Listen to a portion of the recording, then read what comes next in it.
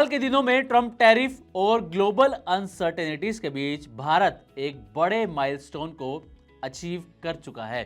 भारत और European union के बीच चल रही करीब करीब 18 से 19 साल की लंबी बातचीत अब मान लीजिए कि सफल हो चुकी है। जल्द ही आपको भारत और यूरोपियन यूनियन के बीच एफटीए यानी कि फ्री ट्रेड एग्रीमेंट की डील साइन होते हुए नजर आएगी। यूरोपियन कमीशन की प्रेसिडेंट उर्सुला वॉन इस डील को साइन करने के लिए भारत में है और इसके पहले भी उन्होंने वर्ल्ड इकोनॉमिक फोरम के मंच से इसके संकेत दिए थे। इतना ही नहीं, भारत के केंद्रीय वाणिज्य और उद्योग मंत्री पीयूष गोयल ने इसे मदर ऑफ ऑल डील्स भी कहा था। अब आखिर भारत के लिए इस डील के क्या मायने हैं, भारत के उद्योगों पर इस डील का क्या प्रभाव पड़ेगा और इस डील का एक आम कंज्यूमर पर क्या असर पड़ने वाला है, आइए जानने की कोशिश करते हैं मनी 9 की इस वीडियो में। तो 18 से 19 साल से चल रहा भारत ईयू ट्रेड नेगोशिएशंस, जो कि कई बार अलग अलग मुद्दों पर मतभेद की वजह से बार बार टलता रहा है, वो अब अमली जामा पहनता हुआ नजर आ रहा है। ये ट्रेड नेगोशिएशन जिसकी शुरुआत 2007 में हुई, जिसे 2013 में ठंडे बस्ते में डाल दिया गया था और फिर 2022 में इसको नई हवा मिली, क्योंकि जब कोविड आया तब से ही सप्लाई चेन डाइवर्सिफिकेशन की बात जोरों शोरों से उठने लगी। इससे भारत और ईयू एफटीए में तेजी आई और अब ये ट्रेड डील एक निर्णायक फेज में पहुंच चुकी है और यूं कहें कि ये डील लगभग साइन हो चुकी है। इस डील के साथ ही भारत और यूरोपियन यूनियन के बीच का ट्रेड और इकोनॉमिक रिलेशनशिप एक नए फेज में एंट्री करने वाला है। तो चलिए सबसे पहले आपको आसान भाषा में ये समझाते हैं कि आखिर एफटीए क्या होता है। तो दरअसल एफटीए यानी कि फ्री ट्रेड एग्रीमेंट एक तरह का साझा समझौता होता है जिसके जरिए दो देशों या फिर दो पार्टीज के बीच ट्रेड को आसान बनाया जाता है। इसमें दोनों देशों के बीच होने वाले इंपोर्ट एक्सपोर्ट पर लगने वाले टैक्सेस या टैरिफ्स को कम या फिर खत्म किया जाता है। आप इसे एक उदाहरण के जरिए समझें तो जुलाई 2025 में भारत और यूके के बीच एफटीए साइन हुआ, जिसे सीईटीए यानी कि comprehensive economic and trade agreement कहा गया। इसके बाद यूके की विस्की, जिन, कॉस्मेटिक्स, मेडिकल डिवाइसेस और ऑटोमोटिव कंपोनेंट्स, इस पर इंपोर्ट टैक्सेस काफ़ी कम कर दिए गए और लगभग 99% इंडियन एक्सपोर्ट्स को यूके में ड्यूटी फ्री भी कर दिया गया। अब अगर इसे भारत और यूरोपियन यूनियन के बीच हो रहे एफटी की नज़र से देखें तो अगर आज कोई इंडियन फार्मा कंपनी यूरोप में दवाइयाँ बेचती है तो उस पर भारी ड्यूटी लगती है, लेकिन एफटीए के बाद वही दवाइयाँ वहाँ सस्ती हो जाएंगी, जिससे इंडियन एक्सपोर्ट्स को सीधा फायदा होते हुए नजर आएगा। लेकिन अब बड़ा सवाल ये है कि ये डील कब तक लागू हो सकती है।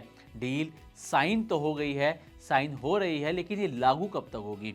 तो जानकारों की माने तो ये डील अभी तुरंत लागू नहीं होगी। बातचीत खत्म होने में और बाकी लीगल प्रोसेस के कंप्लीट होने में 5 से 6 महीने या फिर इससे थोड़ा सा ज़्यादा समय भी लग सकता है और इसी वजह से एक्सपर्ट्स का मानना है कि ये एफटीए 2027 की शुरुआत से लागू हो सकता है, यानी कि अगले साल की शुरुआत से ये डील लागू हो सकती है। अब सवाल ये भी है कि भारत ने इससे पहले भी कई देशों जैसे कि यूके, श्रीलंका और कई एशियन देशों के साथ एफटीए किया, लेकिन आखिर ये डील जो हम ईयू के साथ करने जा रहे हैं इतनी अहम क्यों मानी जा रही है। दरअसल इसकी वजह है यूरोपियन यूनियन का साइज। यूरोपियन यूनियन कोई एक देश नहीं बल्कि 27 देशों का एक बड़ा इकोनॉमिक ब्लॉक है। अगर नंबर्स की बात करें तो फिलहाल भारत और ईयू के बीच करीब करीब 136 बिलियन डॉलर का एनुअल ट्रेड होता है और इस एग्रीमेंट का सीधा असर कई सेक्टर्स पर अब पड़ता हुआ नजर आएगा, जैसे कि Indian pharma, textile sector, leather sector और आईटी सर्विसेज को यूरोप में बेहतर मार्केट एक्सेस मिलता हुआ इस डील के बाद नजर आएगा। वहीं ईयू की कंपनियां भारत में automobiles, electric vehicles, high and machinery और टेक्नोलॉजी प्रोडक्ट्स आसानी से बेच पाएंगी। यानी कि मतलब साफ है, दोनों तरफ बिजनेस बढ़ेगा, इन्वेस्टमेंट आएगा और जॉब्स की नई अपॉर्चुनिटीज भी मिलती हुई नजर आएंगी।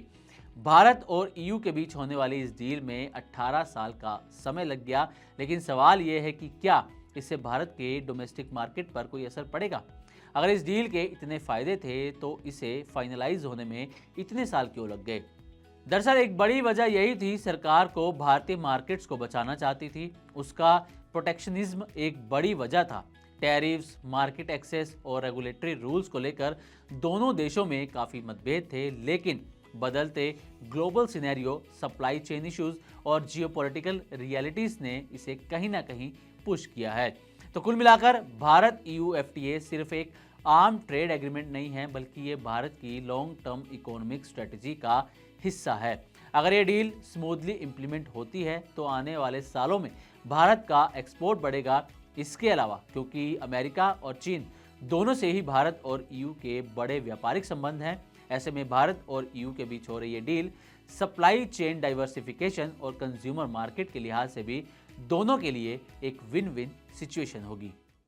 बिगड़े हालात में कैसे बनेगी बात? जनता को चाहिए एक ही जवाब, क्या टैक्स का बोझ कम करेगी सरकार? टैरिफ का डर जब तक नहीं होगा पार, मुश्किल में रहेगा कारोबार। रिफॉर्म के एजेंडे से पीछे नहीं हटना है, लेकिन आगे क्या?